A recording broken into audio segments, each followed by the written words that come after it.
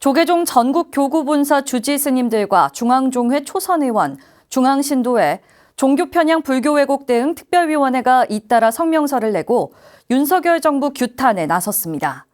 불교계 주요 단체가 강력하게 윤석열 정부를 비판하고 나선 이후 종교편향 불교왜곡 대응 특별위원회 위원장 성광 스님에게 들어봤습니다. 남동우 기자입니다. 전국 교구본사 주지 스님 일동이 발표한 성명서를 비롯해 성명서들의 공통된 지적은 윤석열 정부의 종교 편향적 행보, 특히 윤석열 정부의 장차관, 대통령실의 참모들, 군 장성에 이르기까지 불자들이 거의 전무한 현실은 매우 우도된 종교 편향이라고 보고 있습니다.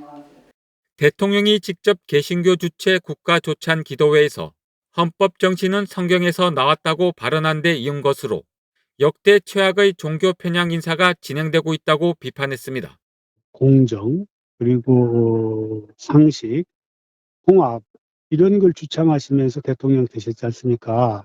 종교가 인사정책에 종교가 어떤 개입된다라고 하면은 형평성 있는 그 정책을 폈으면 좋겠다.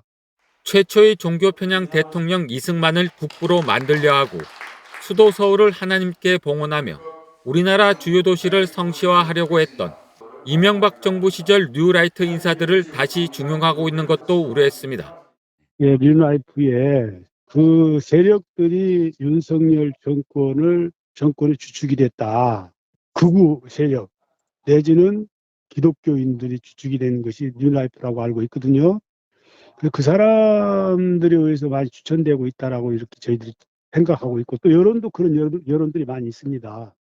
서울시가 조계종 총무원이 있는 한국불교 역사문화기념관 인근 종로구 열린 송현 녹지광장에 이승만 기념관을 건립하려고 추진하자 즉각 중지하라고 촉구한 것도 같은 맥락입니다. 윤석열 정부 출범 1년 6개월여가 지났지만 공약이 제대로 지켜지지 않은 점도 성명서 발표 배경으로 분석됩니다.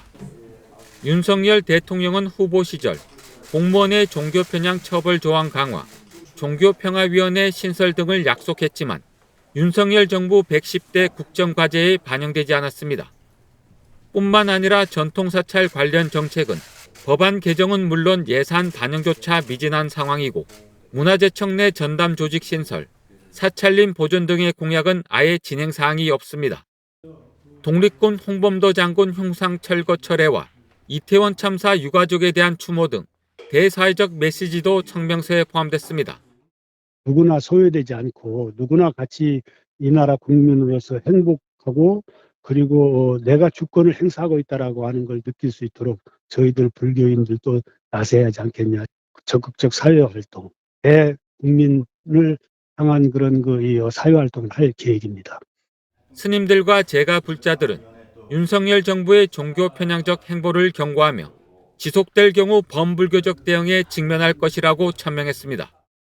성명서 내고 그리고 시정해 주기를 바라는 마음으로만 지금까지는 좀 수동적이었었죠.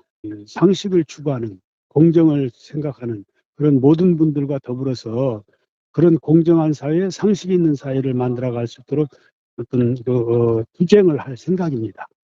한편 조계종 원로회의는 오는 30일 오후 2시 제74차 회의를 개최해 윤석열 정부의 종교 편향 정책을 지적하는 성명서를 발표할 것으로 알려져 파장이 더욱 커질 것으로 보입니다. BTN 뉴스 남동우입니다.